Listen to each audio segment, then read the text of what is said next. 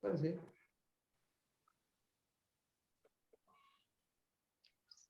Ô, Leda, fala aí um número de 1 até 25. 8. 8. Detalhes. Olá, Vanderlei. 55. Boa noite, pessoal. Boa noite, Vanderlei. Boa noite, Vanderlei. Boa noite. Sei. Boa noite, Cristiano. Vamos lá. Ei, Cristina, tá boa? Tudo bem, vocês? Ah, beleza. Estamos ótimos. Então, vamos lá. Do livro Convivendo com Você. Quando a porta da felicidade se fecha, outra se abre, mas frequentemente estamos tão obcecados com a que se fechou que não podemos ver a que se abriu para nós. Helen Keller. Detalhes. Tente não se aborrecer por detalhes. Se o que planejou não saiu exatamente do jeito que gostaria, não é motivo para perder o seu dia. Irritação e nervosismo não facilitam a identificação e a correção das falhas. Se o conjunto se sobressaiu e os resultados foram satisfatórios, por que permitir que a desolação lhe tire a paz? Busque sempre melhorar em suas iniciativas. Aperfeiçoe o que for passível, mas não seja perfeccionista ao ponto de querer tudo certinho e do seu modo. A preocupação com minúcias é algo importante. Um lapso, um equívoco podem comprometer todo um trabalho, acarretando prejuízos e dissabores. Mas isso não implica fazer tempestade em copo d'água quando se pode tirar proveito do erro cometido. Um detalhe numa conversa, numa pintura, num livro, numa roupa, numa casa, numa personalidade, pode fazer uma grande diferença. Da mesma maneira que relevar, entender, tentar novamente, oferecer oportunidade, também pode gerar inúmeros estímulos. Estabeleça critérios e disciplina para alcançar as suas realizações. Mas tenha cuidado para não se tornar uma pessoa desagradável, evitada por todos e tolerada por muitos. Valorize os esforços dos que colaboram com você. Elogie o talento de cada pessoa que agrega energias junto a você e o faça com sinceridade, não apenas pensando no lucro que essa postura possa lhe render. Conheça melhor os que caminham ao seu lado, pare para ouvi-los, perceba como são, o que sentem, com o que sonham e tente ajudá-los tanto quanto eles se esforçam para serem úteis a você. Elogie em público, mas corrija em particular. Se você tem facilidade em apontar erros, desenvolva também a faculdade de reconhecer qualidades. O que pede e espera dos outros é o que eles podem lhe oferecer ou a sua expectativa supera a própria capacidade deles em atendê-lo. Você tem todo o direito de exigir-se ao máximo. Só não espere que todos vivam concordando com os seus valores. O mundo é plural, com diferenças que precisamos respeitar e com as quais podemos aprender. Não esquecer disso é um detalhe importante para vivermos bem com todos. Bem. Letícia. Tudo bem, Letícia? Boa noite a todos. Boa noite. Esse é de qual livro, Regina? Convivendo com você. Ai, qual página? Eu tenho ele aqui. 8. São 8. São 8 detalhes. Ah, É a página. obrigada. Paulo, você pode fazer a prece para a gente?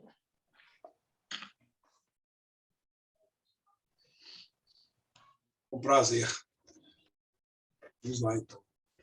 Senhor Jesus, nosso bom Pai, mestre querido, Estamos aqui reunidos mais uma vez nesse grupo tão diferenciado e importante para a gente aprender os estudos que fazemos por aqui.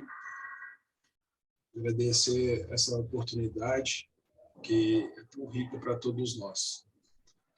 Agradecer também por mais um dia de vida, de trabalho que nós tivemos, com saúde, o nosso lar, o nosso alimento e todas as coisas importantes que a gente tem de desafios durante o dia e, como diz o texto há pouco, né, que a gente saiba distinguir o que realmente devemos nos preocupar, né, desafiar daquilo que a gente pode relevar e deixar de lado. Focar realmente nas coisas que são importantes, principalmente ajudando o próximo. Que assim seja, Senhor. Obrigado. Bem. Vocês escutam bem a gente aí? Estou fazendo teste de microfone para ver qual que é o melhor. Estou ouvindo bem. Se estiver ouvindo bem, ótimo. Porque ele fica em cima ali para todo mundo que fala, todo mundo ouvir. Tá, muito bem. Nós estamos agora iniciando o capítulo 5. Né? Esse capítulo 5 é um capítulo importante, porque eu chamo esse capítulo de ressignificação da dor. Quando nós já temos aqueles 4 parâmetros, né, de princípios fundamentais, mais ainda a comunicação dos espíritos, os 5 princípios fundamentais, nós temos base mesmo para que a gente possa entender esta dor, ou seja, bem-aventurados os aflitos, nesta ressignificação da dor. O que é a dor para nós? Como ela acontece? Quais são as responsabilidades? Então, veja, nós estamos aqui diante de um, né, desafio agora de buscar entender este capítulo 5. Nós vamos ler primeiro os 2 itens, bem-aventurados os aflitos, os que choram, e bem-aventurados os que sois pobres. Tá? Vamos conversar um pouquinho sobre eles, sem tentar fazer interpretação, porque Kardec vai fazer isso para nós, né? E a gente vai mostrar por que começou, por que ele escolheu esses textos aí para a nossa reflexão. Okay? Então, vamos lá. Bem-aventurados os aflitos. Justiça das aflições, causas atuais das aflições, causas anteriores das aflições, esquecimento do passado, motivos de resignação, o suicídio e a loucura, instruções dos espíritos, bem e mal sofrer, o mal e o remédio, a felicidade não é deste mundo, perda de pessoas amadas, mortes prematuras. Que fosse um homem de bem, teria morrido. Os tormentos voluntários, a desgraça real, a melancolia, provas voluntárias, o verdadeiro cilício, dever-se-á pôr termo às provas do próximo. Será lícito abreviar a vida de um doente que sofra, sem esperança de cura? Sacrifício da própria vida, proveito dos sofrimentos para outrem. 1. Bem-aventurados os que choram, pois que serão consolados. Bem-aventurados os famintos e os sequiosos de justiça, pois que serão saciados. Bem-aventurados os que sofrem perseguição pela justiça, pois que é deles o reino dos céus. Mateus, capítulo 5, versículo 4 a 6 e 10. 2. Bem-aventurados vós que sois pobres, porque vosso é o reino dos céus. Bem-aventurados vós que agora tendes fome, porque sereis saciados. Ditosos sois vós que agora chorais, porque rireis. Mas ai de vós, ricos, que tendes no mundo a vossa consolação. Ai de vós que estáis saciados, porque tereis fome.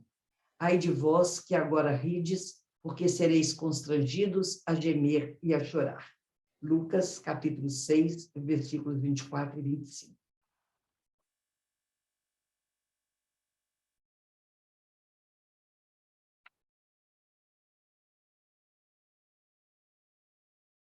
Alguém quer comentar?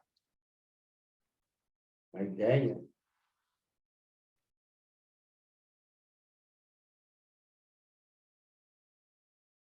Vamos puxar a conversa. Esse é o sermão Sermão Sermão do Monte, né? Sermão do Monte. Primeiro, nós não encontramos nos evangelhos o título, Bem-aventurados os aflitos. Né? Este capítulo, como nós vimos aí, vai falar sobre todas aquelas propostas, aqueles subtítulos que a Bia leu, né? E que nós podemos chamar aquilo de aflições. Se a gente olhar bem, né? Ó, é justiça das aflições, causas atuais das aflições, causas anteriores, esquecimento passado, motivo de resignação, suicídio e loucura, e assim por diante, são títulos que traz para nós, né, esta ideia das aflições. Por isso o título, Bem-aventurados aflitos. Né? E a gente não encontra isso realmente no Evangelho, no Evangelho de Jesus, né, no Novo Testamento.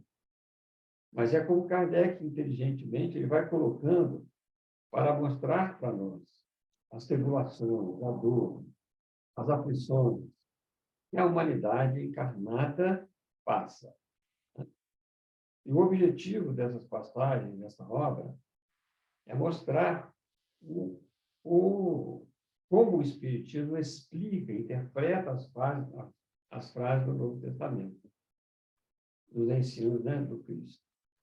Não é ideia de Kardec pegar essas passagens para justificar o Espiritismo.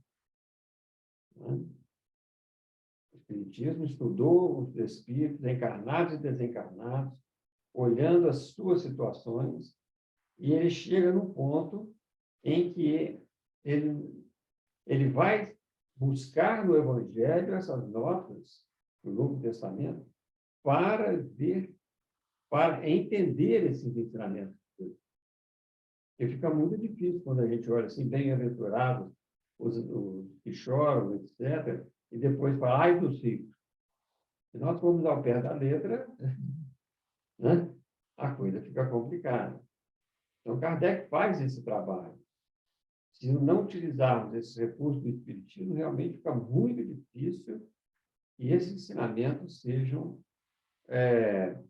entendidos. Porque o que parece? Parece que Jesus está defendendo a miséria, está defendendo a dor, está defendendo o sofrimento, está condenando a riqueza. E não é isso que está acontecendo. Né? Ele está, na realidade, buscando mostrar o porquê disso tudo, que Jesus colocou, e nós vamos trabalhar isso durante o nosso estudo. Né? Uma outra coisa, nós vamos ver aquele que vivencia determinada prova, uma expiação que é escolhida com resignação, vence, aprende, vai se libertando de tudo, até se tornar um espírito melhor, numa situação espiritual muito melhor, conquistando os valores morais, para, inclusive, habitar os mundos melhores que nós estudamos anteriormente. Nós vimos com o progresso do espírito, como que ele sai dessa situação de expiação para uma situação de apenas provas, e não de expiação, em existências futuras, naturalmente. Ele fala feliz daqueles que são pobres e coitados dos que são ricos, imagina. Riqueza aí não é só dinheiro, não. Pois é. Ele fala aqueles Riqueza que da vivem a prova da miséria, da escassez, enfim, da dificuldade, mas com resignação, procurando aprender, crescer. É isso que ele está dizendo ali. Mas aquele que sofre a prova da miséria e é revoltado com a miséria, não está passando na prova. Né? Com relação aos ricos, né? Aqueles Ele está dizendo sobre aqueles que vivem exclusivamente para o gozo material, sem se preocuparem realmente com essa verdadeira vida do espírito. Vou pescar o senhor aqui também. Lá na Bíblia, esse capítulo aí, né, que Kardec coloca como bem-aventurados os aflitos, na Bíblia está como bem-aventurados os que choram, porque eles serão consolados. Ele começa assim, né? Bem-aventurados que choram, porque serão consolados. Aqui. Bem-aventurados os famintos, que olhos de justiça. O Kardec que deu esse título aí, bem-aventurados os aflitos. É isso mesmo.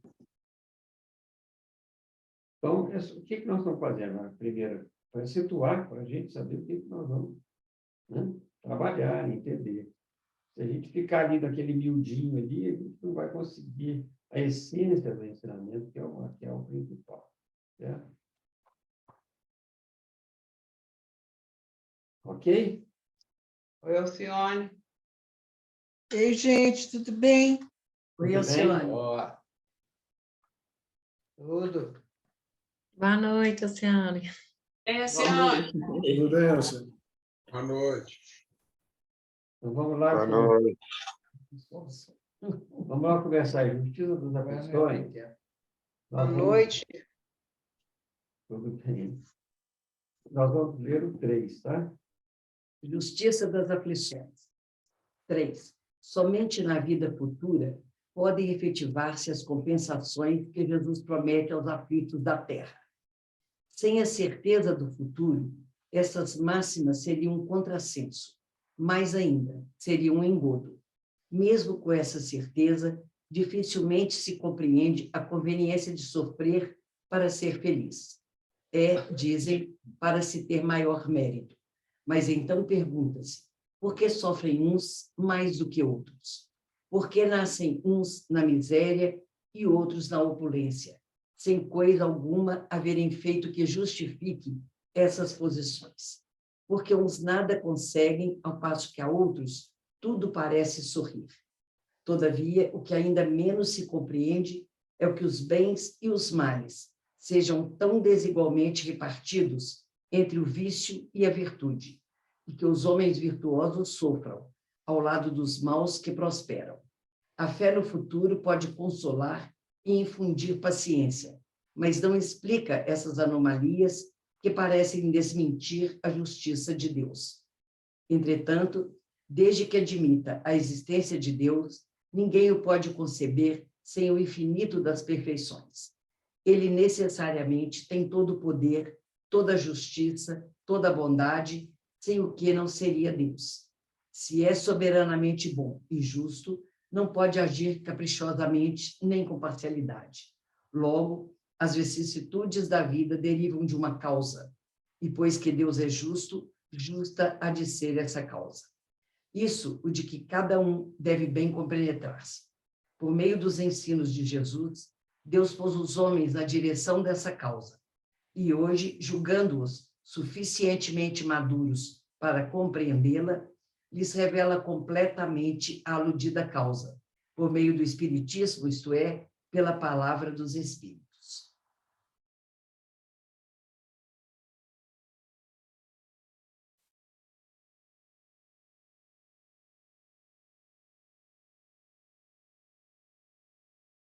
Tudo certo?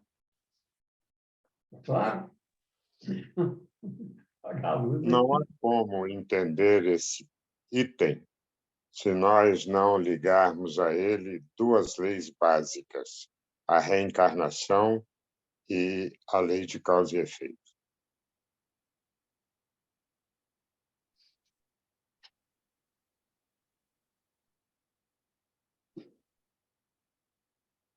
Eu acho que isso é o primeiro ponto. Essas questões que são tratadas aqui, qualquer pessoa que vem de uma outra religião que não se satisfaz com nenhuma explicação. Para mim, era assim, uma questão assim, de colocar dúvida sobre, porque Deus quis. Que é o que a gente aprende, é isso. É o que Deus quis, o Deus quis. Gente, mas como é que é possível um Deus querer uma coisa para um que tem pessoas que o sofrimento delas é tão grande que ele é evidente para os outros que ele é maior do que os que a gente tem, né? E isso aí, para mim, foi esse um ponto assim, que me fez realmente buscar outras verdades. Tá? Eu acho que quem conhece um pouco que seja o básico do espiritismo consegue entender o sentido da vida, entender como, por quê, que tudo que passa para a gente, e é muito mais fácil assim. Tá? E eu acho que eu procurei entender na hora certa, sabe? Isso me ajudou demais na minha vida, na minha caminhada, entender por que aquelas coisas estavam acontecendo. É bonita, hein, Bia? Te falar, viu? Eu tinha dois caminhos. Tu as remplis bouteille. Ou buscar uma certeza, né, Bia? Ou então Revoltar. revoltar. Certo? E como é que você está se sentindo agora? Agora, como você se sente hoje? Eu não cheguei que eu logo, quer dizer, eu falo que as coisas aconteceram na minha vida em épocas muito interessantes. Eu parti para o grupo de encontro de casais, no momento que a gente volta a estar entrando em falência, com o Rim a primeira vez, tive um apoio imenso da Igreja Católica. Então, daquele grupo que trabalhava junto com a gente participou muito daquilo e tal. Mas aquilo não respondia às minhas perguntas. Aquilo foi um apoio espiritual muito grande que a gente recebeu naquele momento, mas não satisfazia. Então, e depois, aí eu ficava assim, teve um dia que eu até falei com o padre Danilo, que era muito amigo nosso, assim, eu pergunto assim, Deus, o Walter não merece isso. Por que eu falei que eu não rezava igual as pessoas, com esse respeito por Deus, não. Eu conversava com ele de igual para igual. Deus, por que você faz isso com o Walter? Por que você... Então, eu não tinha resposta. Quando eu entrei, eu comecei, que a Tele e Cláudio me chamaram para vir, eu comecei a entender a coisa, foi assim, eu nunca mais pensei desse jeito, sabe? Por que Deus fez isso com ele? Eu entendia que a gente tinha que passar por aquilo. Então, hoje, para mim, lógico, eu sinto muita falta do Walter, mas eu entendo que ele cumpriu a missão dele, e muito bem, porque o Walter nunca ele se revoltou. Nunca mesmo, eu sou testemunha disso. Ele sempre, ele aceitava tudo que vinha até o último minuto, sabe? Então, quando chegava no fim, ele ficava assim, não precisa de mais nada, ele falou com as meninas, eu já vivi tudo. Ele quer dizer, até ter as meninas ali com ele o tempo todo, quando ele foi embora, quer dizer, então eu acho que foi assim, ele nos preparou para tudo isso, eu estava bem preparada para isso também. Então, eu hoje sinto assim, e por eu ter feito tudo que eu acho que eu podia ter feito por ele, eu sinto assim uma paz muito grande e ter ajudado ele a seguir o caminho dele, a cumprir essa missão dele, a missão que ele escolheu. E, no fundo, eu acho que eu também, tem para mim, que eu também escolhi alguma coisa assim para mim. Concordo, né? Não é? Então, que a gente venha outras vezes, que a gente esteja outras vezes. Eu tenho toda a prova também. Eu acho que todos nós aqui temos experiências. Entendeu? A Silvana e o Paulo também têm experiência, né, dessa situação, de sofrimento. Né? A nossa amiga Letícia, né, que também passou aí um pouco tempo. Não é isso, Letícia? A mãe dela, A mãe dela, o pai dela também, né? A mãe dela, perdeu a mãe dela na rua. Pois é, eu sei, mas ela passou. Eu enterrei também com a Lídia, foi isso. E Até então, para mim, ela nós, foi o máximo de dor. todos nós Foi quando vocês perderam. Eu sentimos, achava que não tinha nada pior que aquilo. sentimos dores diversas, situações diversas, inclusive de doenças, né? Então, veja, eu acredito que hoje a gente goza de uma felicidade, entre aspas, tá? Uma felicidade razoável, uma felicidade racional, inclusive. Por Eu quê? entendi isso. Porque o Espiritismo vem esclarecer exatamente sobre esse ponto, é uma explicação racional. Eu achava que era tão importante que todo mundo soubesse isso. Tá? Mas, olha, É só abrir a cabeça, porque isso aqui não é o indivíduo que vem para a Mas as pessoas são criadas... Bom, a gente é comodista também, que eu fui comodista há muitos anos. A da gente aceitar as explicações, Miranda passou por isso também, vocês também, né? E as famílias católicas. É daquele jeito e é porque é. É milagre, é tudo, não tem explicações. Né? Mas a Regina já é de família, vem do Espiritismo há muito mais anos. Não, sim, Né? Quando jovem, era católica. Né?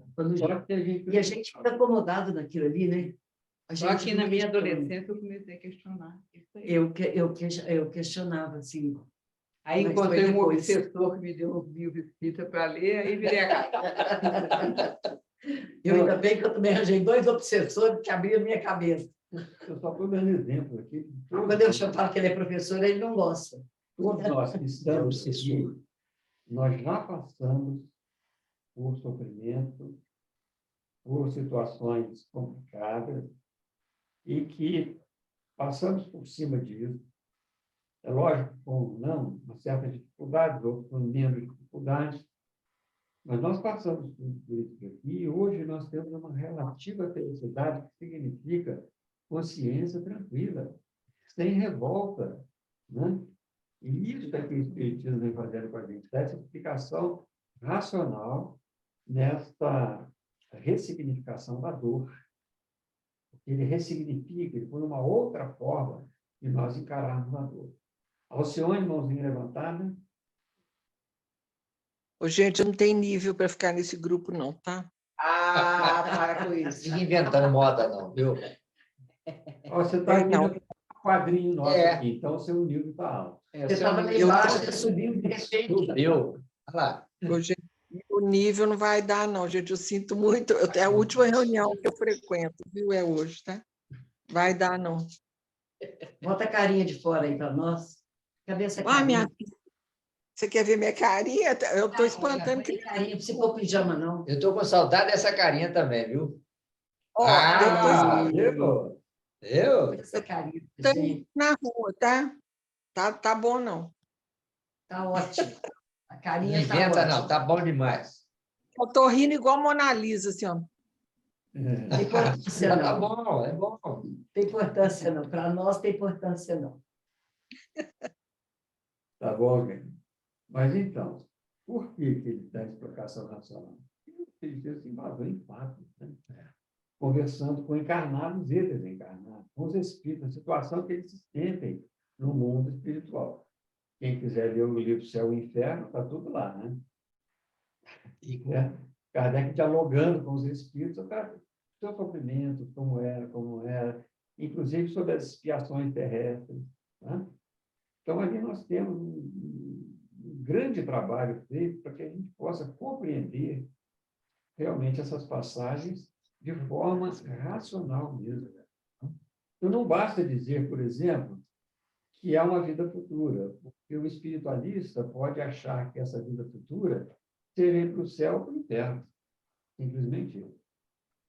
Seja para ir para um lugar e ficar lá. E como nós vimos no nosso estudo passado, né, que as reencarnações ampliam os laços de família. Né? Ao passo que a unicidade das existências, ela realmente se perde. Então, quando a gente estuda isso daqui, a gente está vendo que Jesus já tinha falado sobre esse assunto, mas nós não entendemos. Então, vem o Espiritismo para nos explicar essas questões. Né?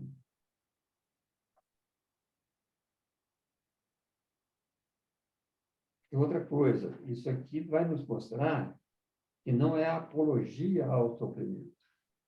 O sofrimento é necessário por causa da situação de um mundo que nós habitamos de acordo com a nossa necessidade. Mas o sofrimento em si não é necessário. A dor pode ser, mas o sofrimento não. E a dor é por causa do corpo. O corpo mais pesado é instrumento da dor. Agora, o sofrimento, ele vem da nossa revolta.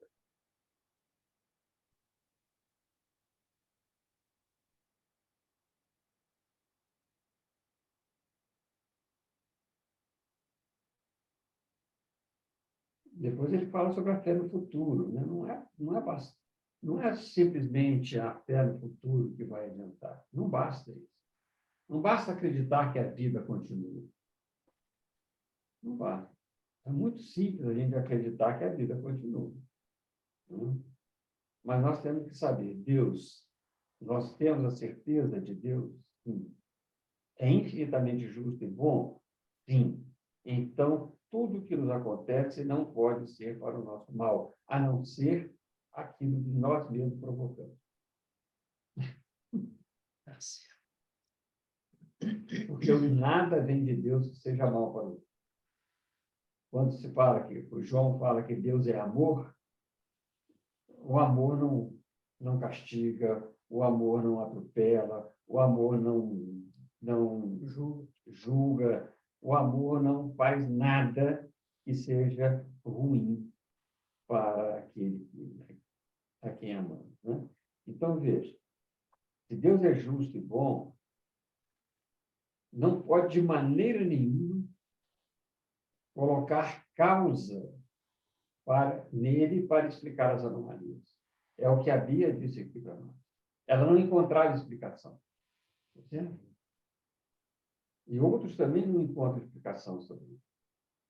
E muitas vezes, dentro do próprio Espiritismo, a gente vai ficar com dificuldade de encontrar explicação. Mas sabendo que Deus é justo e bom, fica mais fácil da gente trabalhar essas dores, essas misérias de sofrimento, né? Trabalhar a riqueza, trabalhar a pobreza. Né? Porque isso tudo são provas, né? Provas para o Espírito. E ele escolhe para que ele possa continuar o seu processo evolutivo.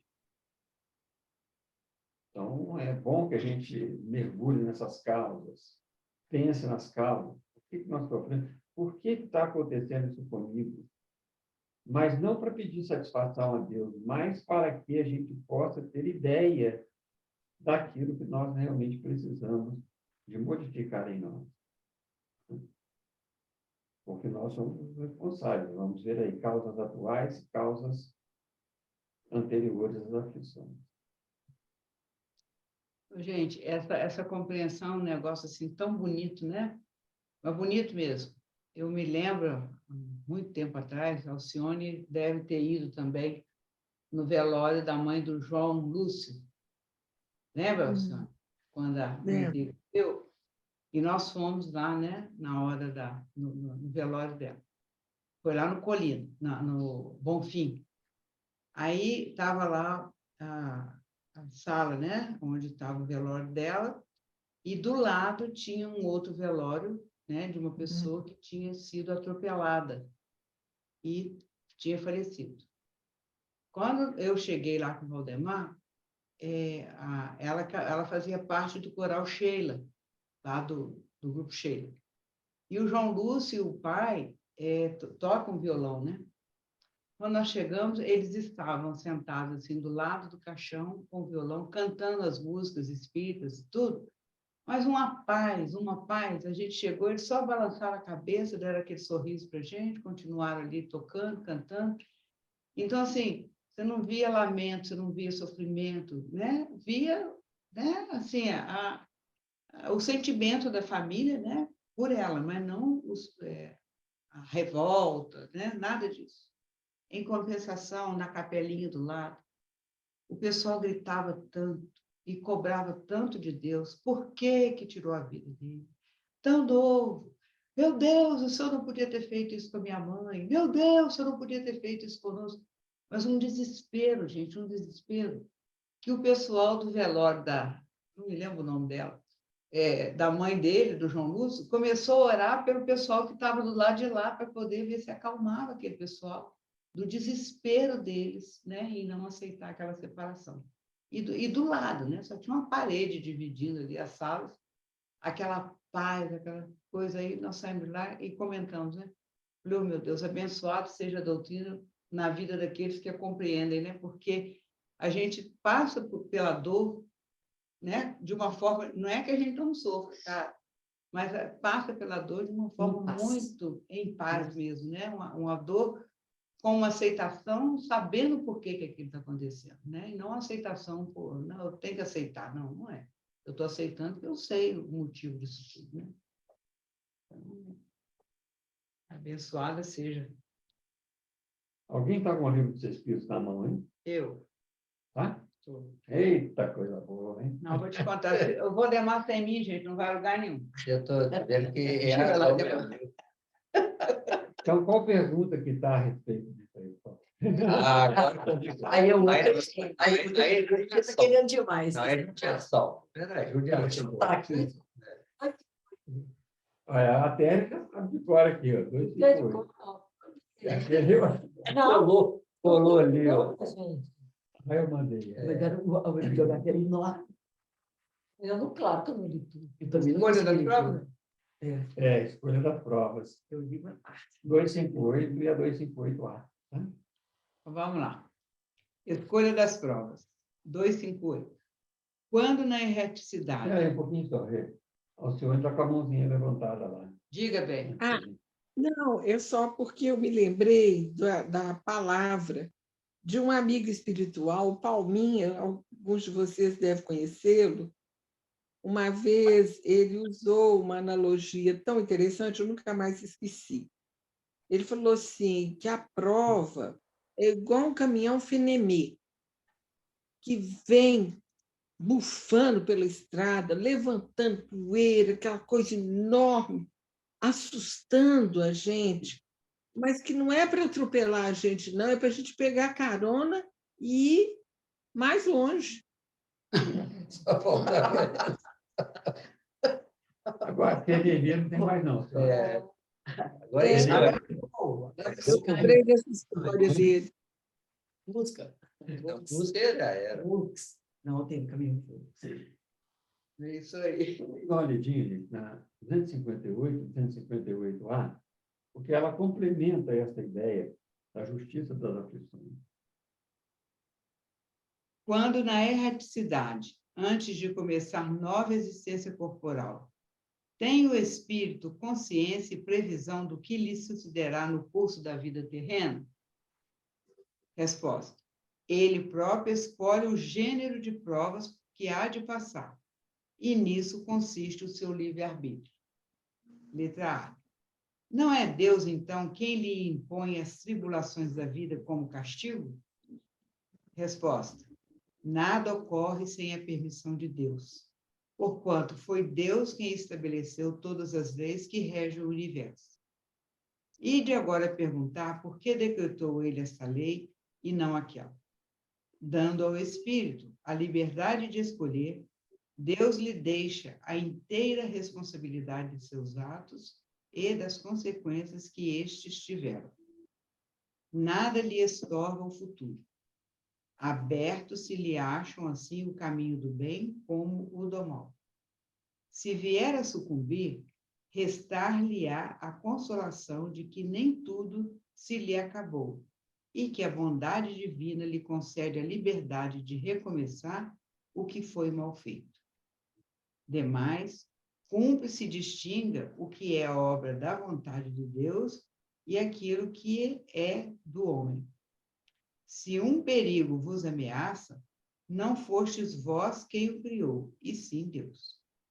Vosso, porém, foi o desejo de a ele vos expordes por haverdes visto nisso um meio de progredirdes, e Deus o permitiu.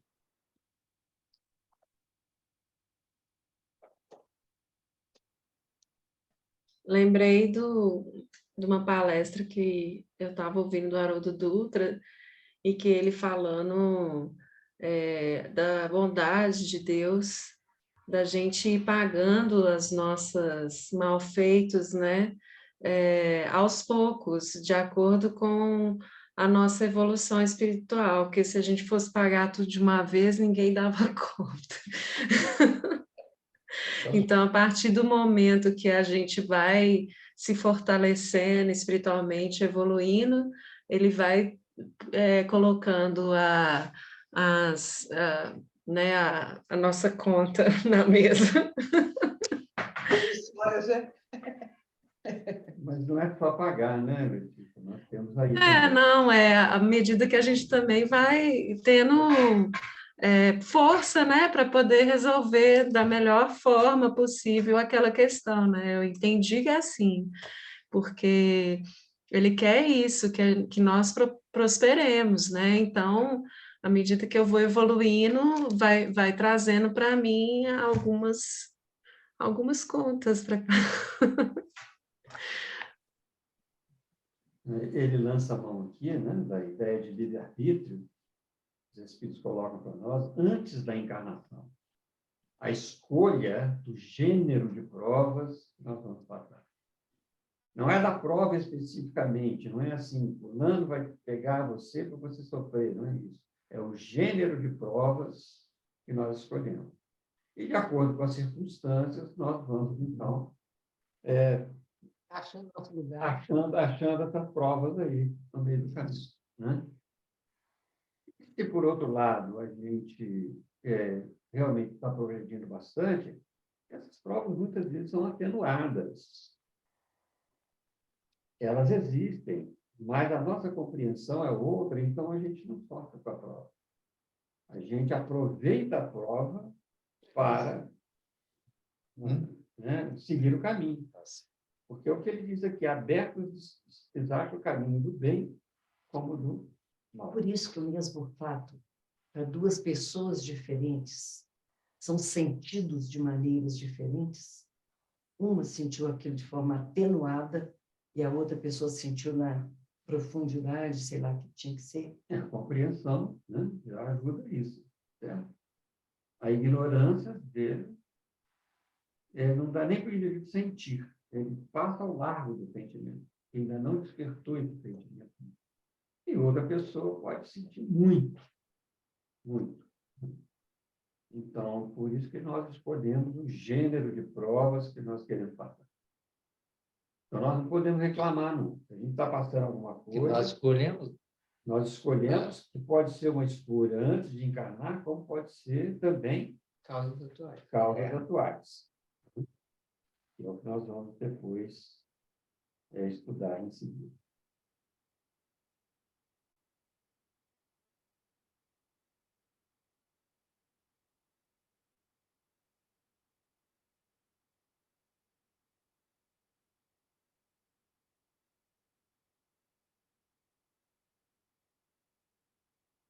Mais alguma coisa aí, gente? Está claro? Dúvida? Vanderlei, Leda. Claro e cristalino ou claro e embaçado?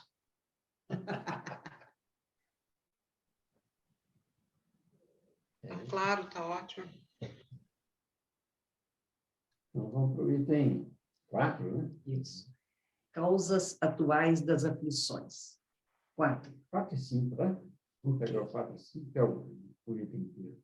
De duas espécies são as vicissitudes da vida, ou, se o preferirem, promanam de duas fontes bem diferentes, que importa distinguir. Umas têm sua causa na vida presente, outras fora desta vida. Remontando-se à origem dos males terrestres, reconhecer-se-á que muitos são consequências natural do caráter e do proceder dos que os suportam. Quantos homens caem por sua própria culpa? Quantos são vítimas de sua imprevidência, de seu orgulho e de sua ambição?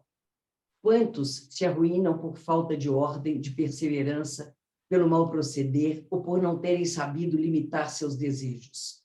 Quantas uniões desgraçadas porque resultaram de um cálculo de interesse ou de vaidade e nas quais o coração não tomou parte alguma? Quantas dissensões e funestas disputas se teriam evitado com um pouco de moderação e menos suscetibilidade? Quantas doenças e enfermidades decorrem da intemperança e dos excessos de todo gênero? Quantos pais são infelizes com seus filhos porque não lhes combateram desde o princípio as más tendências? Por fraqueza ou indiferença, deixaram que neles se desenvolvessem os germes do orgulho, do egoísmo e de tola vaidade, que produzem a secura do coração. Depois, mais tarde, quando colhem o que semearam, admiram-se e se afligem da falta de deferência com que são tratados e da ingratidão deles. Interroguem friamente suas consciências, todos os que são feridos no coração pelas vicissitudes e decepções da vida.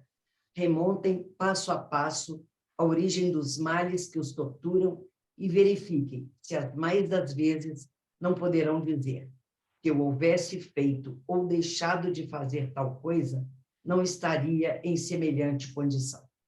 A quem, então, há de o homem responsabilizar por todas essas aflições, senão a si mesmo? O homem, pois, em grande número de casos, é o causador de seus próprios infortúnios, mas, em vez de reconhecê-lo, acha mais simples, menos humilhante para a sua vaidade, acusar a sorte, a providência, a má fortuna, a má estrela, ao passo que a má estrela é apenas a sua incúria. Os males dessa natureza fornecem, indubitavelmente, um notável contingente ao cômputo das vicissitudes da vida. O homem as evitará quando trabalhar por se melhorar moralmente, tanto quanto intelectualmente. 5. A lei humana atinge certas faltas e as pune. Pode, então, o condenado reconhecer que sofre a consequência do que fez. Mas a lei não atinge, nem pode atingir, todas as faltas.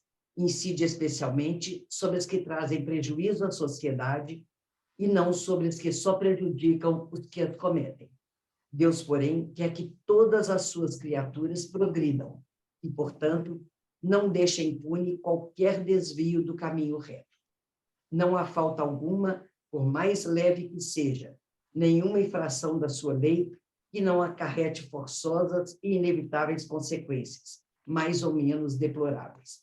Daí se segue que nas pequenas coisas, como nas grandes, o homem é sempre punido por aquilo em que pecou. Os sofrimentos que decorrem do pecado são-lhe uma advertência de que procedeu mal. Dão-lhe experiência, fazem-lhe sentir a diferença existente entre o bem e o mal, e a necessidade de se melhorar para, de futuro, evitar o que originou uma fonte de amarguras, sem o que motivo não haveria para que se emendasse. Confiante na impunidade, retardaria seu avanço e, consequentemente, a sua felicidade futura. Entretanto, a experiência, algumas vezes, chega um pouco tarde, quando a vida já foi desperdiçada e turbada, quando as forças já estão gastas e sem remédio o mal. Põe-se então o homem a dizer: se no começo dos meus dias eu souber o que sei hoje, quantos passos em falso teria evitado? Se houvesse de recomeçar, conduzir-me-ia de outra maneira. No entanto, já não há mais tempo. Como o obreiro preguiçoso que diz: perdi o meu dia. Também ele diz: perdi a minha vida. Contudo, assim como para o obreiro, o sol se levanta no dia seguinte, permitindo-lhe, neste reparar o tempo perdido, também para o homem, após a noite do túmulo, brilhará o sol de uma nova vida, em que lhe será possível aproveitar a experiência do passado e suas boas resoluções para o futuro. Bonito isso, hein? Nossa, que bonito. Consolo, né? Tá bem. Tipo, é bom, né? Não pode mesmo. Comentários. Isso aqui tem muita coisa, né?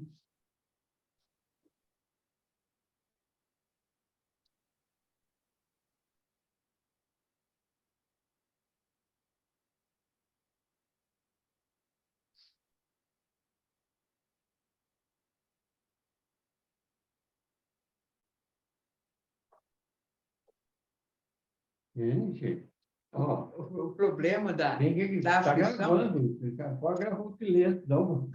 o problema da aflição, gente, qualquer que seja ela, né, é que, infelizmente, a gente ainda tenha essa propensão, né, a acusar o outro da nossa aflição. Ah, mas foi por causa disso. Ah, mas foi o fulano, foi a fulano, Beltrano, né? É uma defesa. A gente arruma uma defesa assim, de passar a responsabilidade para outra pessoa ou para a mesma situação, para que a gente fique isento, né, da responsabilidade de reconhecer em nós que o erro foi nosso erro, né? É esse tal do autoconhecimento, né? Enquanto a gente não se conhece intimamente, a gente acusa o outro, né, do infortúnio. E como que ensina a não acusar, né? Porque aqui em casa tem um Gasparzinho, né? Quem foi que não deu descarga? Eu não fui! É sempre, a gente vai ensinando algumas coisas sem querer, já começa desde a infância. Quem que foi? Já o culpado, tem que achar alguém para colocar a culpa. Né? Que vai ser responsável. Isso é um processo mesmo, né? O senhor vive falando, né? Nessa autoeducação como um processo, não uma coisa que nasce pronta, já nasce pronto, é construída, e também, né, no instalar dos dedos que a gente vai construindo, né?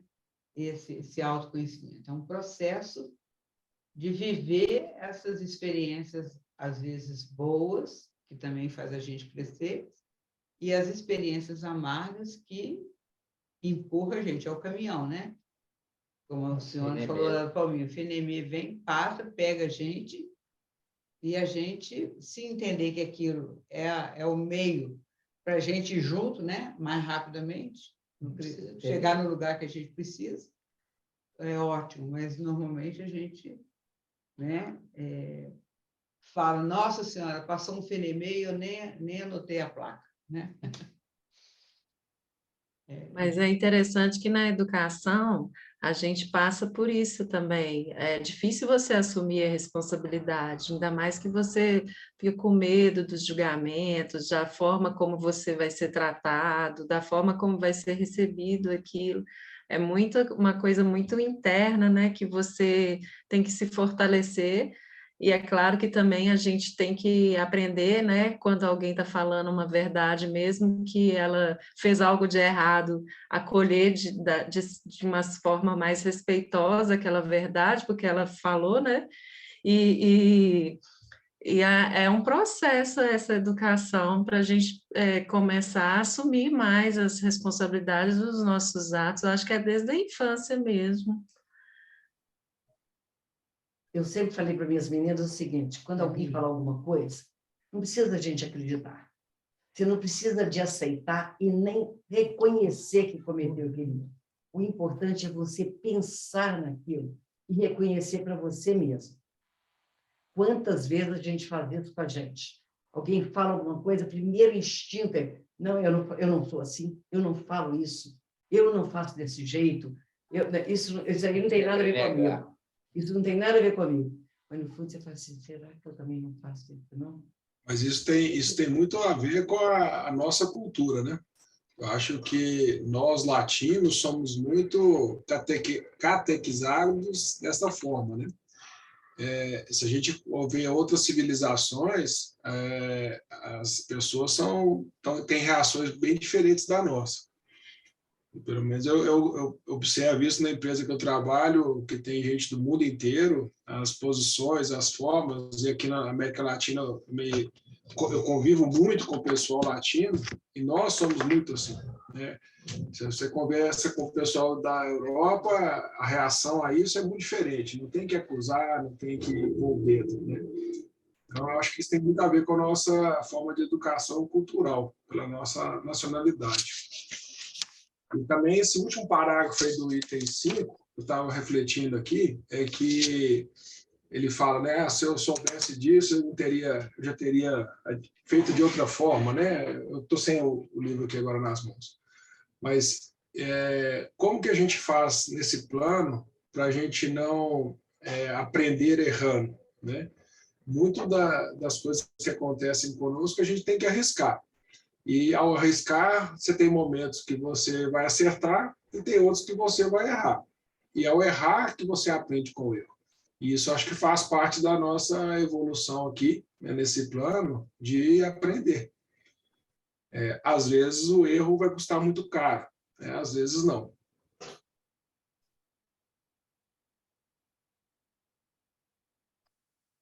Eu acho também, Valdemar, uma coisa interessante que eu estou falando por mim, Eu não estou te escutando, Terli.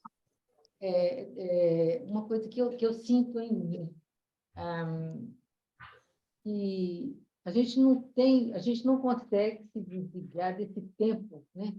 Só esse tempo aqui na Terra. A gente esquece que é um espírito imortal. Então, uma coisa que está me incomodando hoje, eu acho que assim, está demais, está demorando. E não está bem esse lance, né? Eu que quero que resolva rápido, me esquecendo que o tempo que a gente tem é grande, né? E essa dificuldade agora, ela vai diluindo aí no tempo, né? E a gente quer que aquilo passe rápido e não adianta, né?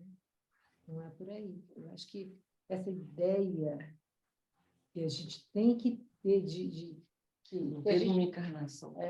que a gente não tem que não tem que resolver uma vez, né? Ou aquela dificuldade tem que passar. Né? Possível que esse treino acaba, cada hora uma coisa, né? E que a vida é bem comprida. Bem cumprido. Bem comprida. Outro dia mesmo eu estava, meu Deus, meu estômago doendo, minha barriga doendo, não conseguia dormir. Parece que não ia passar o negócio. Aí, quando a gente passou uma semana, olha que engraçado. Acabou. Nem lembro mais. Acabou, né? E para mim, naquele momento, era assim, impassável. Impassável. Estava muito aflito, né? E, de repente, as coisas se acomodam, resolvem. E sempre para o bem, viu, gente? E hoje a gente não entende que é sempre para o bem. Diga lá, Luciana. Não, essa fala da Terli, né, que é tão nossa, me fez lembrar um ponto que o Valdemar levantou há tempos atrás aí, que foi um ponto de lembrança para mim importante, sabe? E que ele me veio aqui agora, é que é o nosso jeito materialista de viver a espiritualidade, né? A gente, isso também está no Livro dos Espíritos, né? A gente tem assim, a gente acaba raciocinando como materialistas em cima da espiritualidade. Então, tem, por exemplo, o fator tempo, né? A gente atribui ao fator tempo a nossa materialidade, né? E é isso que a Terra está falando, e todos nós temos essa sensação mesmo, de eternidade diante da dor, né? O trem não passa, né? O negócio não resolve, oh, meu Deus do céu. Mas isso ainda porque a gente ainda não se espiritualizou o suficiente, nós somos fascinados, encantados pela ideia da espiritualidade, mas a gente ainda não chegou lá não, né, gente? Eu pelo menos, cheguei, não. O que eu estou falando, vocês têm que pensar aí. Minha situação no grupo. Eu vejo sim.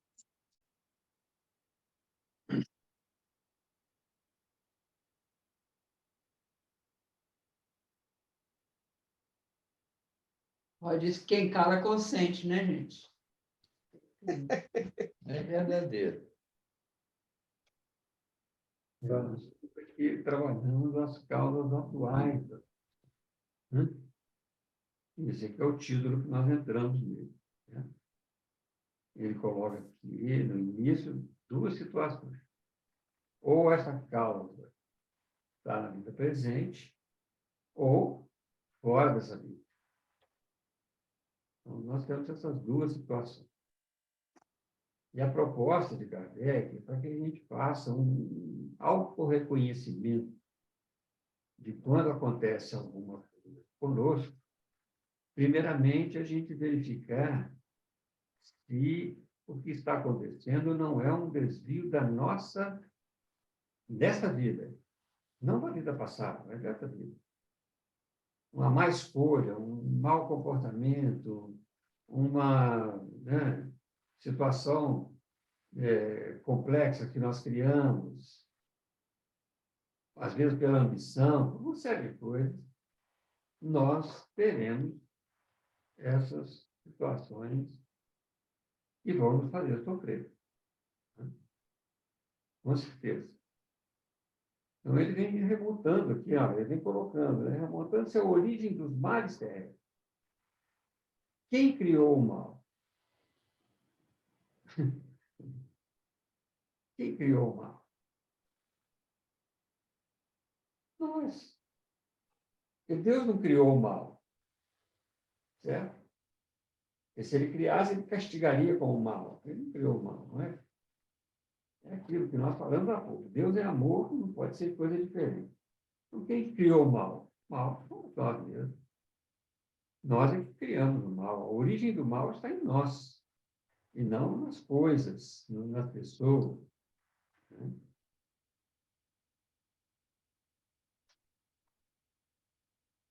E nós criamos esses males, né? Por causa dos nossos vícios.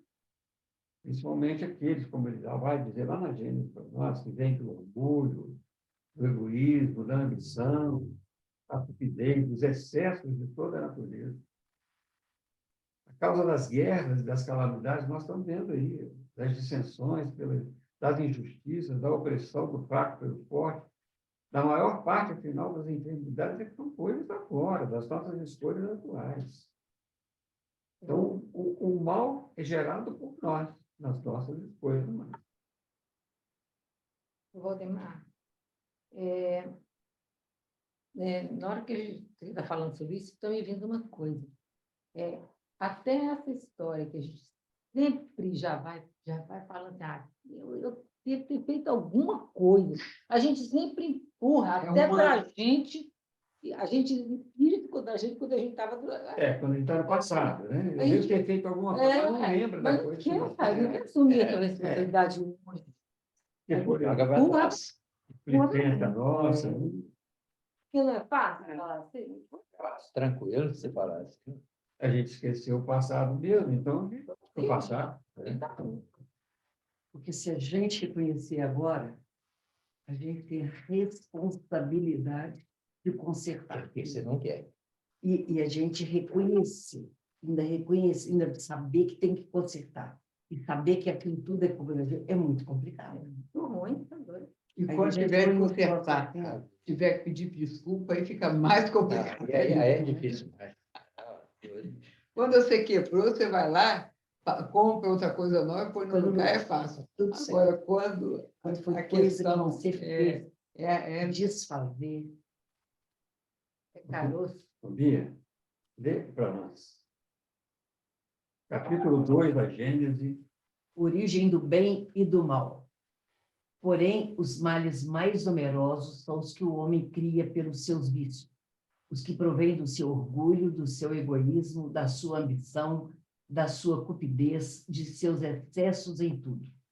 Aí a causa das guerras e das calamidades que essas acarretam, das dissensões, das injustiças, da opressão do fraco pelo forte, da maior parte, afinal, das enfermidades. Deus promulgou leis plenas de sabedoria, tendo por único objetivo o bem. Em si mesmo encontra o homem tudo o que lhe é necessário para cumpri-las. A consciência lhe traça a rota, a lei divina lhe está gravada no coração e ao demais. Deus lhe a lembra constantemente, por intermédio de seus messias e profetas, de todos os espíritos encarnados que trazem a missão de o esclarecer, moralizar e melhorar. E nestes últimos tempos, pela multidão dos espíritos desencarnados que se manifestam em toda parte. Se o homem se conformasse rigorosamente com as leis divinas, não há duvidar de que se pouparia aos mais agudos males e viveria ditoso na terra. Se assim não procede, é por virtude do seu livre-arbítrio. Sofre, então, as consequências do seu proceder. O Evangelho segundo o Espiritismo, capítulo 5, números 4, 5, 6 e 6. Tá Tá vendo?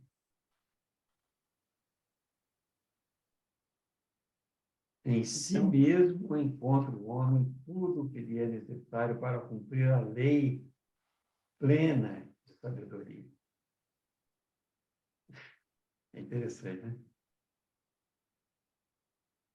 E a gente fica procurando de fora. Meu Deus do É céu. incrível. Eu vou parar de estudar isso aqui, viu, gente? Porque isso aqui está me complicando muito. a Está minha complicado vida. também. Vamos estudar isso aí muito para a gente tentar consertar o que ficou. Vamos fazer, ó. É a culpa? Eu fiz. A culpa não é mole, não. Eu tenho que consertar. Como diz a frase, a culpa é minha e eu ponho em quem eu quiser. Essa é certa. É bom. Gostei dessa aí, Letícia. Essa aí valeu. É isso aí, Letícia. Até dividir com os outros, tá, né? Eu reconheço, mas põe a culpa no outro.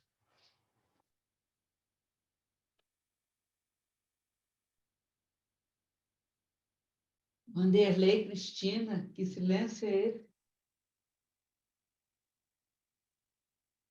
Nós estamos pensando aqui, gente. Refletindo. O caso é sério. Vocês estão com muita culpa, não estão? Gente, fala a verdade. Ah, mas não tenha dúvida disso, não. Hein? Mas eu fico pensando que é isso mesmo, que eu acho que o Kardec coloca de uma forma muito carinhosa aqui, porque eu penso que é até muito mais do que isso, né? Que a gente não tem ainda o sentido para compreender o tamanho dessas causas, dessas aflições. E também o que eu fico pensando que a lei é de amor, Deus é misericórdia.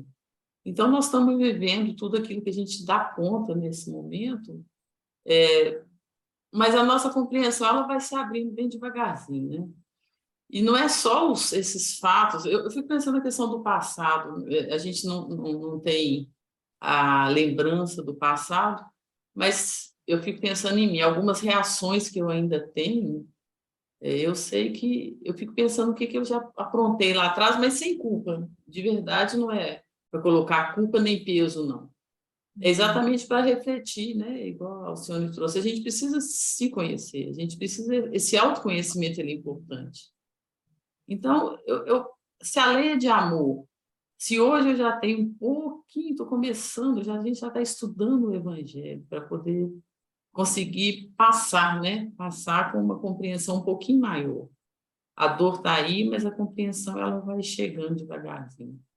Então, a gente estava aqui conversando, era isso, a gente ainda, as nossas reações ainda nos falam muito do nosso passado, então eu não preciso, eu nem quero, não quero que ninguém me conte o que eu fiz, não, porque vou apavorar, mas né, eu começar a domar essas tendências, esses pensamentos que vêm. O que eu fico pensando é a gente viver, aprender a viver bem agora, viver essa lei de amor na sua magnitude, né? No máximo que a gente conseguir fazer, errando e acertando, mas que a nossa intenção, o nosso traçado aí, seja esse caminho de luz que o Evangelho traz para nós. E aí sim, essas aflições todas, elas vão continuar chegando, mas eu vou estar um pouco mais preparada, acho que a Bia comentou isso, e também eu vou, muitas atenuantes vão ser trazidas para mim, eu tenho certeza. Né? Quando a gente aprende o que eu venho, aprende a caminhar, eu acho que a gente ainda não entendeu, porque é muito grandioso esse bem, né?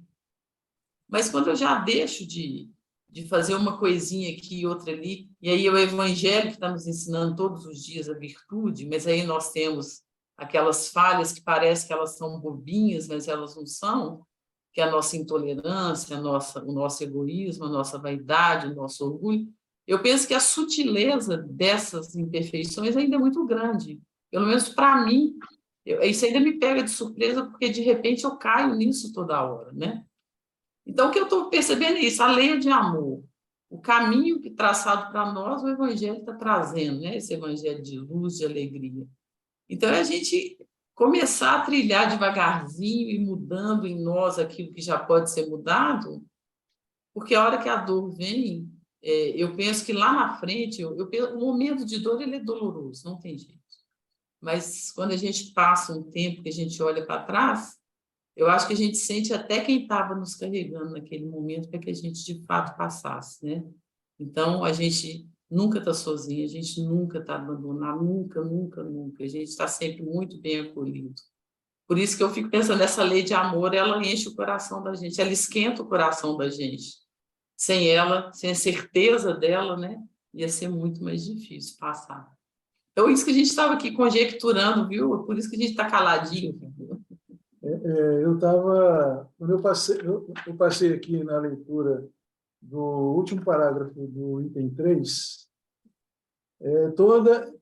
e depois nós continuamos a leitura aí, todas as reflexões que foram colocadas, eu fui voltando nesse último parágrafo, que para mim, pelo menos para mim, ele é a base de tudo, né? Até para você compreender reencarnação, compreender tudo, passa por admitir Deus e concebê-lo que ele é sem imperfeições, né? E que ele é justo e bom. Porque o resto, se eu não tenho isso, essa convicção, né, então eu me considero ainda imaturo, porque essa convicção ainda eu preciso trabalhar para tê-la em todos os momentos da minha vida, principalmente nas aflições, né? Porque não tem injustiça. Então, esse ponto é que está me fazendo refletir, pensar. Cada parágrafo desse na sequência aí, eu volto ali e vejo que a base é ali, né? Então... Lembrando. Eu queria aproveitar também... E que está, né? Só voltando um pouquinho no que a falou, é que quando a gente é encorajado a fazer essa autorreflexão, né? Acho que até eu tenho feito muito isso com os meus alunos de evangelização, essa análise dos sentimentos e tal, que aí você consegue perceber que, ao fazer isso, você atenua sua aflição, porque aí você começa a se sentir um pouco mais responsável por aquilo que está te causando aflição. Que aí, se você não faz isso, não faz esse movimento de autorreflexão, você não consegue nem fazer essa ressignificação dessa aflição que você está passando, né? Você não consegue perceber ela de uma forma mais ampla, você não sai do problema, né? Você fica tão imerso no problema que aí para você fugir do problema, você tem que tentar arrumar algum culpado. Mas aí, quando você se autorreflete, você já está fazendo um passo para começar a atenuar essa aflição, que aí você está começando a perceber um pouquinho fora da situação, né? E aí, na educação, é importante a gente fazer isso com os filhos, né? Mostrar para eles a todo momento a importância de se perceber o sentimento, o que acontece ao redor, né? Que não é só você, o outro também, essa percepção do outro, né? Isso é quando a gente dá oportunidade para isso, que eu acho que você consegue trazer essa autorreflexão, né, para a sua vida, fica mais fácil, né, de você atenuar as aflições. Isso chama, Letícia, treinamento da humildade.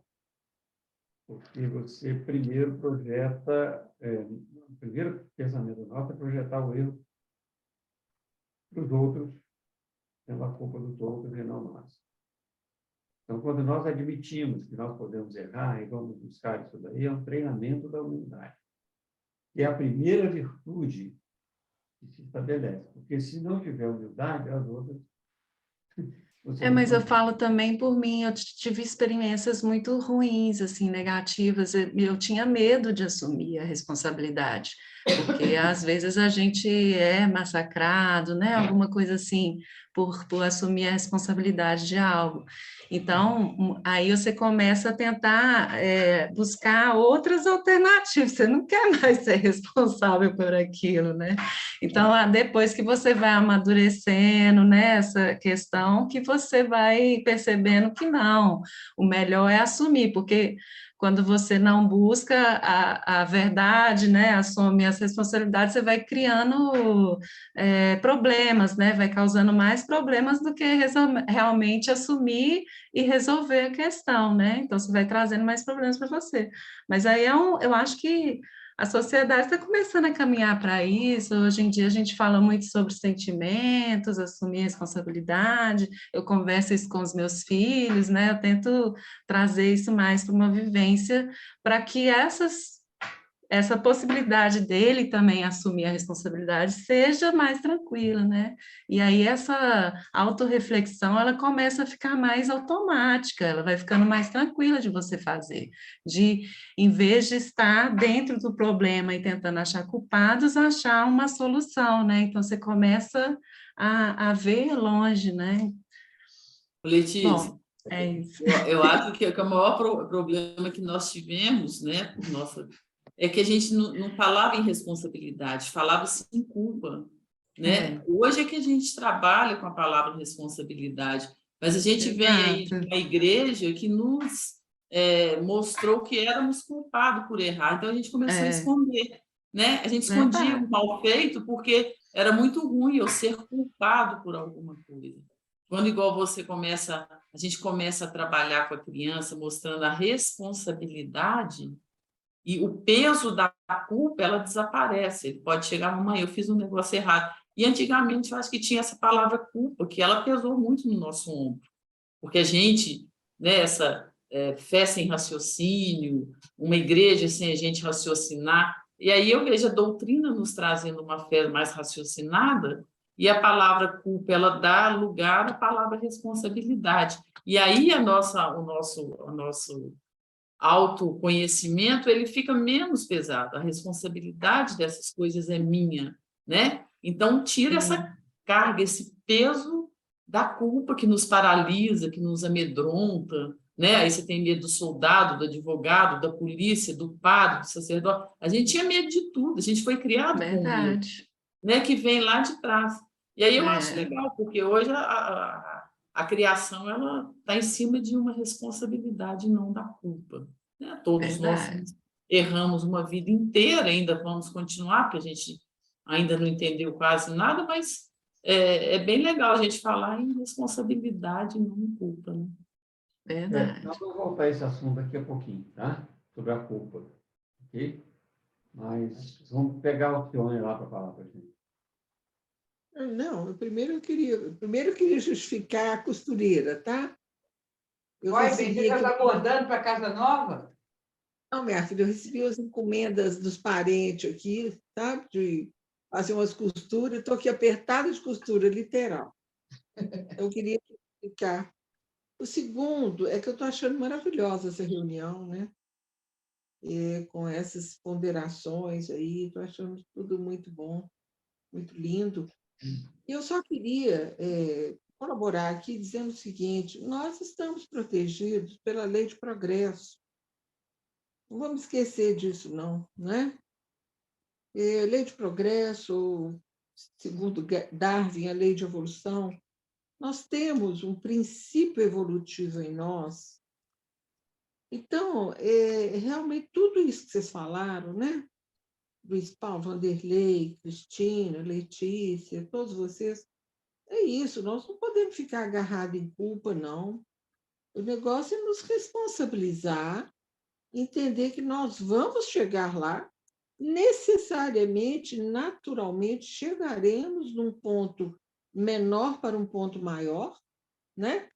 De esclarecimento dentro de nós e que vai se reverter fora de nós, né?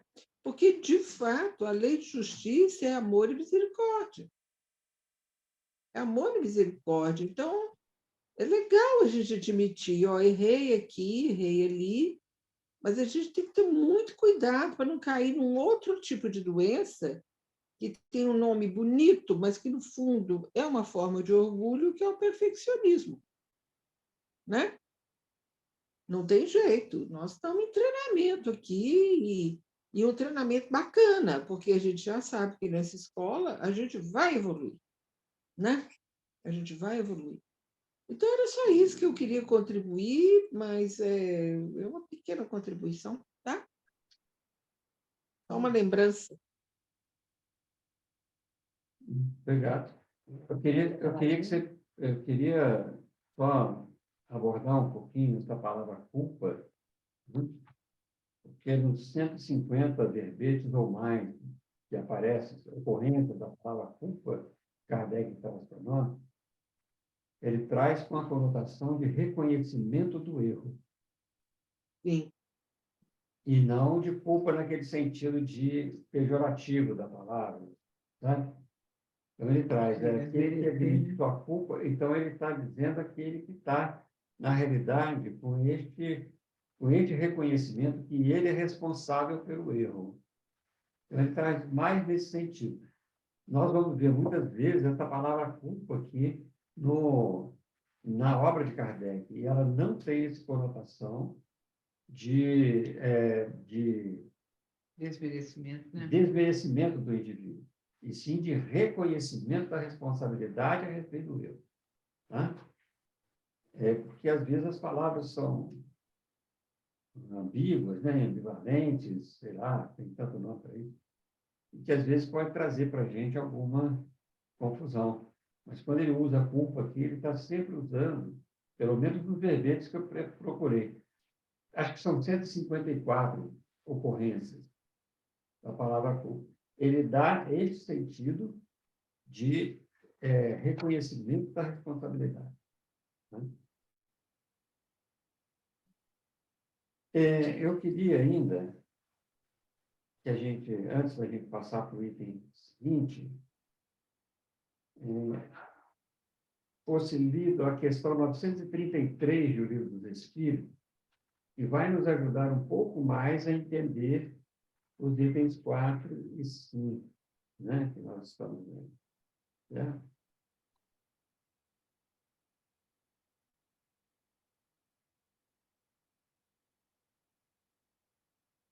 Pode levar. É 933. Assim como muitas vezes é o homem o causador de seus sofrimentos materiais, também o será de seus sofrimentos morais? É interessante a pergunta, porque ele fala que muitas vezes é o homem causador de seus sofrimentos materiais. Tá? Tem sofrimentos materiais que o homem não é o causador dele. São circunstâncias, são elementos naturais, são situações internas, e ele não cria isso pela sua própria vontade. Então, por isso que ele fala muitas vezes, e não todas as vezes. Tá? Agora, também o será de seus sofrimentos morais, muitas vezes nós não temos nenhuma situação moral que nos leva a sofrer, mas as situações acontecem conosco.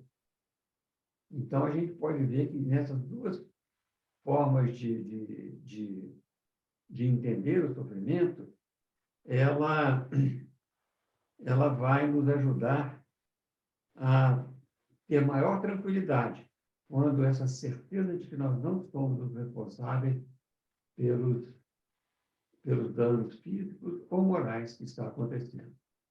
Né? Vai nos dar muito mais tranquilidade nesse sentido. Aí ele vai fazer a resposta e os espíritos começam ainda a fazer uma observação grave. Né?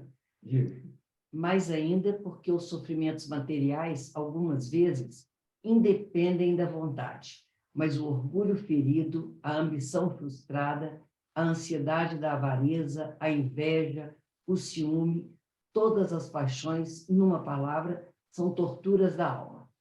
A inveja e o ciúme, felizes os que desconhecem estes dois vermes roedores. Para aquele que a inveja e o ciúme atacam, não há calma nem repouso possíveis. À sua frente, como fantasmas que lhe não dão trégua e o perseguem até durante o sono, se levantam os objetos de sua cobiça, do seu ódio, do seu despeito. O invejoso e o ciumento vivem ardendo em contínua febre. Seria essa uma situação desejável? Não compreendeis que com as suas paixões o homem cria para si mesmo suplícios voluntários, tornando-se-lhe a terra verdadeiro inferno? Muitas expressões pintam energicamente o efeito de certas paixões. Disse, inchado de orgulho, morrer de inveja, secar de ciúme ou de despeito, não comer nem beber de ciúmes, etc. Esse quadro é sumamente real. Acontece até não ter a inveja objeto determinado. Há pessoas invejosas por natureza de tudo que se eleva, de tudo que sai da craveira vulgar, embora nenhum interesse direto tenham, mas unicamente porque não podem conseguir outro tanto. Ofuscas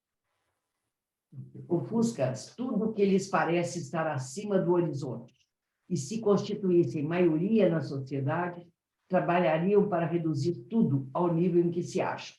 É a inveja aliada à mediocridade. Frequentemente, o homem só é infeliz pela importância que liga às coisas deste mundo. Fazem-lhe a infelicidade, a vaidade, a ambição e a cobiça desiludidas. De se colocar fora do círculo acanhado da vida material, se elevar seus pensamentos para o infinito, que é seu destino, mesquinhas e pueris lhe parecerão as vicissitudes da humanidade, como são as tristezas da criança que se aflige pela perda de um brinquedo que fazia sua felicidade suprema. Aquele que só vê felicidade na satisfação do orgulho e dos apetites grosseiros é infeliz quando não os pode satisfazer, ao passo que aquele que nada pede ao supérfluo é feliz com aquilo que outros consideram calamidades.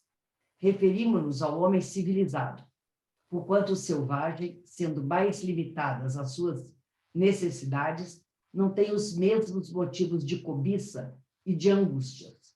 Diversa é a sua maneira de ver as coisas. Como civilizado, o homem raciocina sobre a sua infelicidade e a analisa. Por isso é que esta o afeta mais. Mas também é facultado analisar e raciocinar sobre os meios de obter consolação.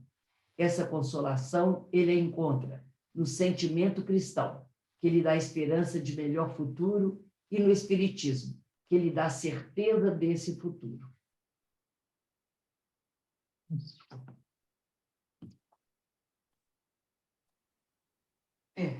Inveja e ciúme, né? Vive com isso, né? Há muita gente, ninguém pode ter nada assim. Inveja danada. Eu acho que é talvez o pior dos sentimentos. É uma competição. A pessoa acaba competindo com ela mesma. Né? E às vezes aquele que é o alvo da competição nem Nem percebe, sabe. nem sabe. O outro está lá no sofrimento, poder acompanhar. E entra, às vezes, por uns caminhos complicados, né? E o outro está lá de boa, como diz o outro.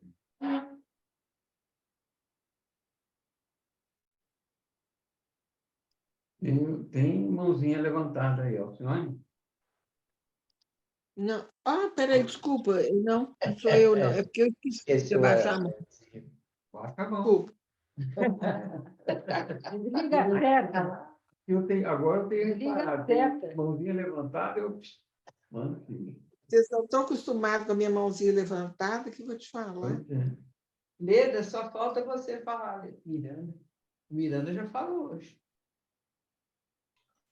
Acabei de falar. Podem continuar.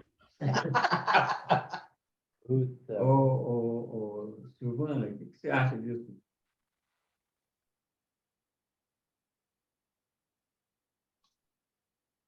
Desculpa, Basi, eu não escutei. O que você acha disso? Hein? Essa parte, para mim, ela é muito difícil. Eu fico pensando em tudo que que a gente passa, que causa que foi, como é que a gente... Tem hora que eu penso assim, onde que eu estava com a cabeça, que eu aceitei passar por tudo isso, né? Sendo que tem hora que eu acho que eu não vou dar conta. Mas como diz a Cristina, a lei é de amor, né? E aí a gente vê que a gente está sendo carregado no colo, né? E por isso a gente consegue passar por tudo que a gente, sei lá, ou se propôs ou que foi proposto para a gente passar, né? Mas é muito difícil para mim falar dessa parte. Essa parte eu estou calada porque ela é difícil. Para mim, ela é muito difícil. Mas eu sou ruim e eu estou te perguntando. Como diz a Regina, eu sou o professor dela aqui, que eu pergunto essas coisas complicadas. Como você está se sentindo em relação a isso? Porque é realmente onde a gente, às vezes, erra mais, né? Nessas situações atuais. Porque o anterior já está errado, então nós temos que consertar com o sofrimento, ou com o processo de melhoria mesmo, que a gente vai ver daqui a pouco. Mas os atuais é que, às vezes, pega muito mais na nossa consciência, né? E quando a gente reflete com os atuais, a gente, às vezes, quer apagar o inapagável. Mas temos que pagar o que é pagável, né? E na medida que a gente dá conta também, né, gente? Na medida que a gente dá conta. Sem sofrimento, sem aumentar o sofrimento, basta a dor. A dor que impulsiona, a dor que faz com que a gente reflita, né? Porque se também não sentir dor nesse sentido, tanto física como moral, Nossa mãe. ou a gente é espírito puro, ou a gente é um imbecil total, né? Puro é que é difícil. Então, como puro é difícil, eu prefiro me colocar como imbecil total. Então, alienado, né? Alienado da vida espiritual. Então, eu acho que essa proposição aqui... Quando a gente não sabe nada, a gente não tem dúvida, você não questiona, não é? Porque você não tem noção das coisas. Então, as pessoas Só aceita, né? Só aceita. Ou não, né? A gente não tem essa noção de se é responsável, se não é responsável, porque você não questiona aquilo. E nem é cobrado, porque não está de perto aquilo. Silvana, aqui, Oi. isso é um consolo, mas você falou que não sabe onde você estava com a cabeça. Sua cabeça está em cima do pescoço. Então, você está caminhando. Você está bem. Super bem. Bom, já são 21h33. As causas anteriores das aflições nós deixamos para a próxima semana. Ok? Sim. Estava indo tão bem. Parou por quê? Mas esse é um capítulo bom, né? Acho que fala um pouquinho da vida de cada um, de quem por aqui ainda não passou num momento de aflição. Quanta gente teve que aprender diante as aflições e os sofrimentos que normalmente se tem, né? Quando se fala de amor, ou se fala de dor. Então, acho que é um capítulo muito interessante esse. Muito bom. É o livro da nossa vida, ali. Pois é, não é fácil, não. Tem que ter coragem para passar por essa vida. Olhar essas páginas aí são... É doído. Isso aí. Doído está minha coceira aqui para falar nisso. Carrapato é isso mesmo. Eu conheço Cruz carro incrédulo. alto, carro gasolina, mas carro a quatro é a primeira vez. Eu conheço todos eles, e esse aqui eu vou te falar que deve ter uns 1.000 cavalos, 1.000 não, 1.000 e pouco, mas deve ter uns 40.000 cavalos, porque como coça, cruz incrédulo.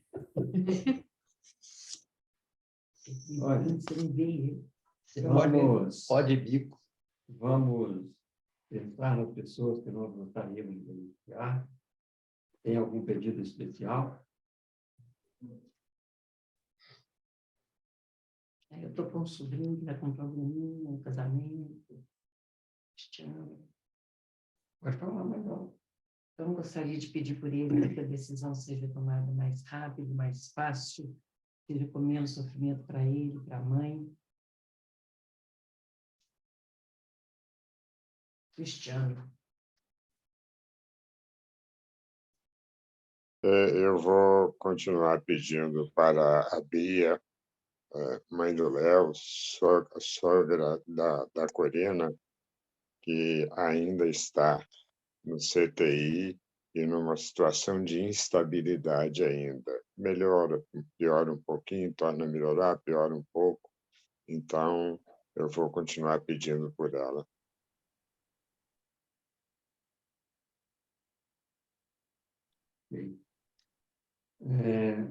Vamos envolver o Hector também, né, nas nossas preces. Sim.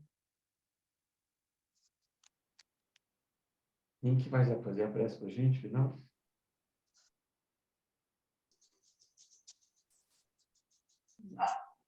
Hã?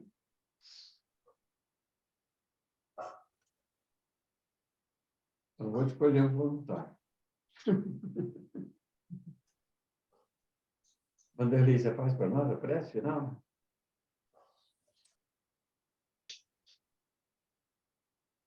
Faço sim.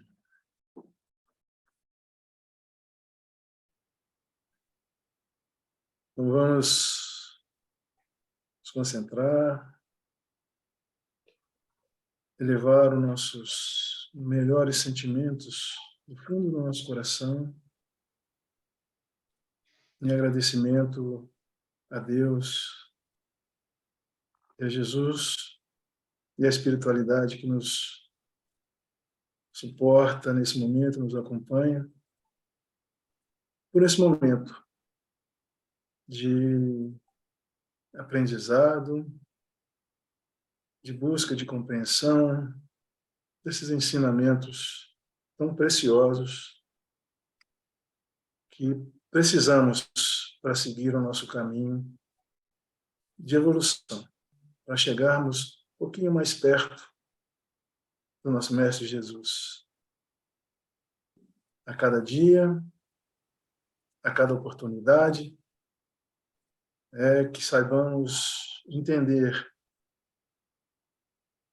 essas aflições, essas dificuldades como oportunidades de crescimento moral, de crescimento espiritual. Que essas bênçãos que estão sendo derramadas sobre nós, sobre os nossos lares, sejam também derramadas sobre os nossos queridos amigos que não puderam participar do dia de hoje, as pessoas que foram lembradas nesse momento que necessitam de um acolhimento, de um amparo, de um suporte espiritual para passarem por esses momentos de dificuldade, mas com a fé, com a crença em Deus, nosso Pai, com as mensagens e os exemplos deixados por Jesus, saibamos entender, compreender cada um desses momentos difíceis, mas não impossíveis, com Jesus no nosso coração. Sigamos sempre em frente, com paz no coração, e Jesus conosco sempre, que assim seja.